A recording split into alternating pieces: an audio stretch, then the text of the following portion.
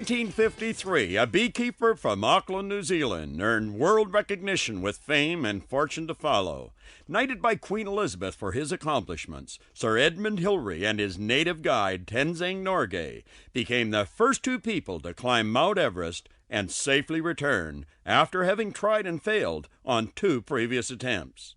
Hillary had two obvious character strengths, which literally took him to the very top: vision and persistence.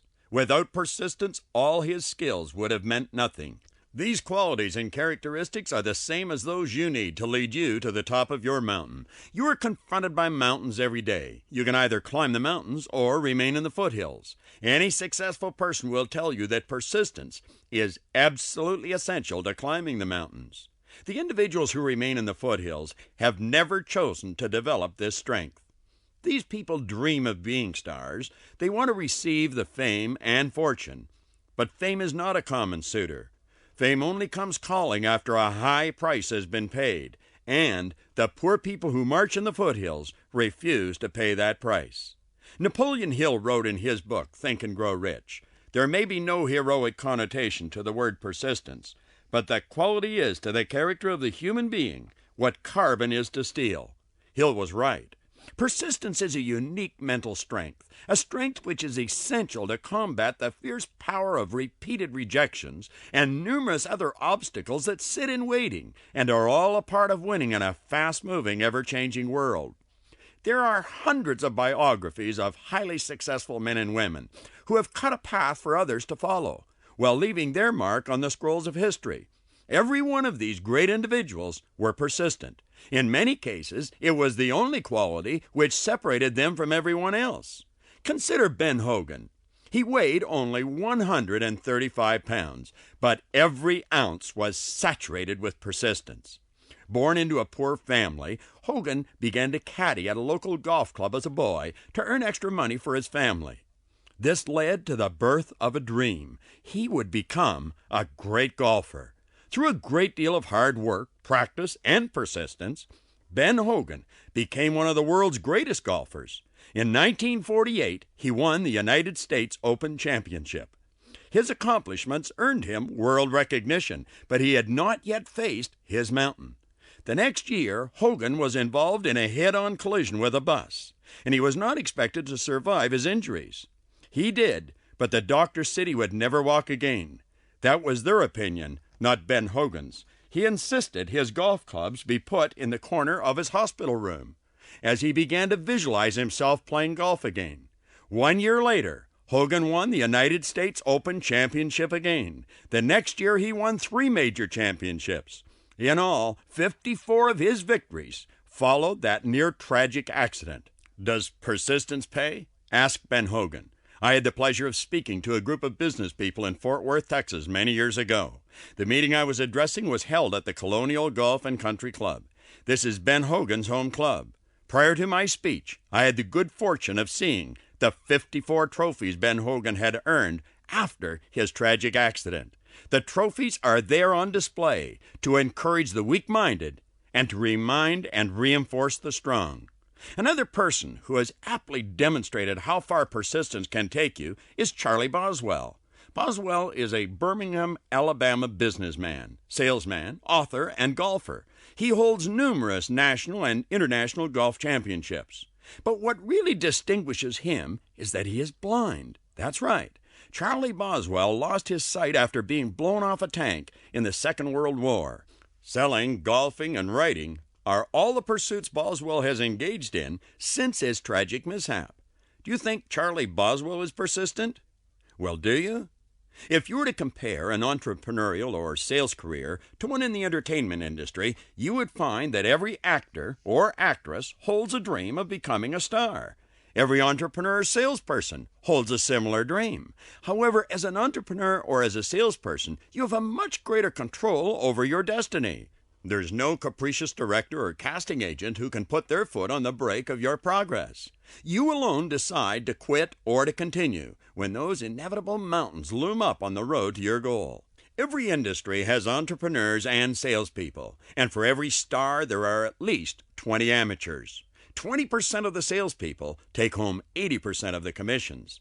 The beautiful aspect of sales is that you decide to which percent you will belong. And in the final analysis, as an entertainer, you must keep this beautiful truth firmly planted in your mind, that even the capricious directors and casting agents of our world are always overruled by the laws of our universe. Whatever you conceive and believe, through persistence, you must achieve. Entrepreneurial situation or not, decide right now to be one of those people who make it happen, to be one of the group who receives the lion's share of the profits. Understand that to join this select group of big producers, you must begin your persistence exercises now. Make persistence your most well-developed mental muscle. Persistence cannot be replaced by any other quality. Superior skills will not make up for it. A well-rounded formal education cannot replace it. Nor will calculated plans nor a magnetic personality. When you are persistent, you will become a leader in your industry. I picked up a piece of literature years ago which illustrates that point perfectly. Let me share it with you. It was written by Calvin Coolidge. It's called Persistence. Nothing in the world can take the place of persistence. Talent will not. Nothing is more common than unsuccessful people with talent. Genius will not. Unrewarded genius is almost a proverb. Education will not. The world is full of educated derelicts. Persistence and determination alone are omnipotent. The slogan, "Press on," has solved and always will solve the problems of the human race.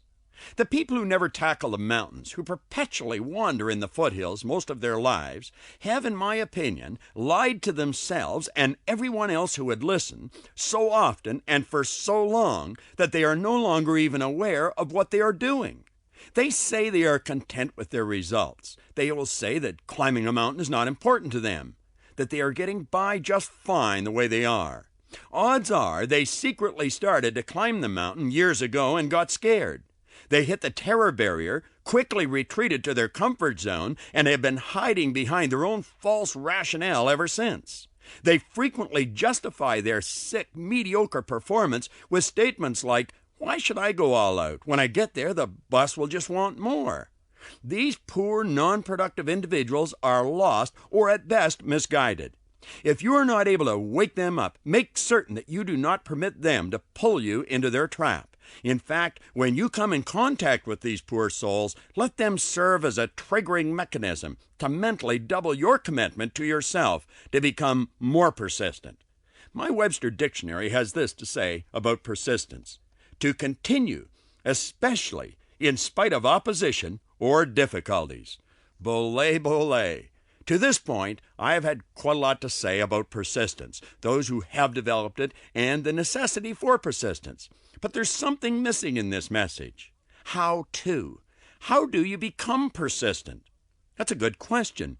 Persistence is never developed by accident. You're not born with it, and you cannot inherit it. And there is no one in the entire world that can develop persistence for you. Persistence is as interwoven with success as the chicken is with the egg. And I'm talking about real success, as it's covered on the cassette I have recently made on success. Ultimately, persistence becomes a way of life. But that's not where it begins. To develop the mental strength, persistence, you must first want something. You have to want something so much that it becomes a heated desire, a passion in your belly. You must fall in love with the idea. Yes, literally, fall in love with the idea. Magnetize yourself to every part of the idea. Then persistence will be automatic. The very idea of not persisting would become hateful. And anyone who even attempted to take your dream away from you or stop you or even slow you down would be in serious trouble. Difficulties, obstacles, mountains will definitely appear, and on a regular basis. But because of your persistence, they will be defeated by you every time. All right, where does this leave you? It leaves you at the crossroads that every self-help book, every motivation cassette, every seminar leads to. You must decide what you want, what you really want, way down deep inside, or you'll remain in the foothills surrounded by losers. This is a subject I have studied all my adult life, and I can tell you one thing I know for certain.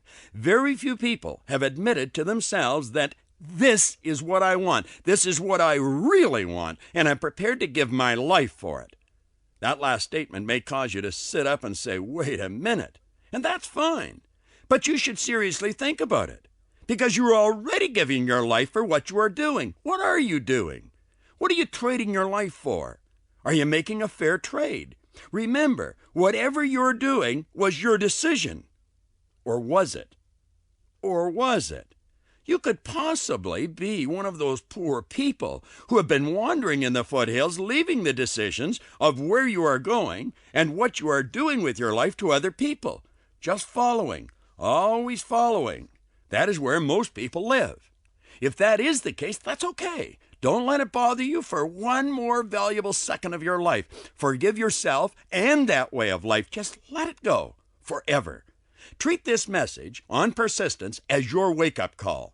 This red-hot message on persistence will help you get out of the foothills and lead you to the very top of the mountain, all the way to the summit. It's not a chairlift. It'll not make the climb any easier. You'll still attract the necessary problems, and they'll come to strengthen you. But this message will definitely make the climb to the top of the mountain a lot more fun. It'll also help you develop the granite-strong attitude, the certainty, the inner knowing that you will get to the top.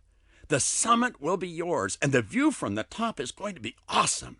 It will be reward enough for all the problems that you encountered to get there.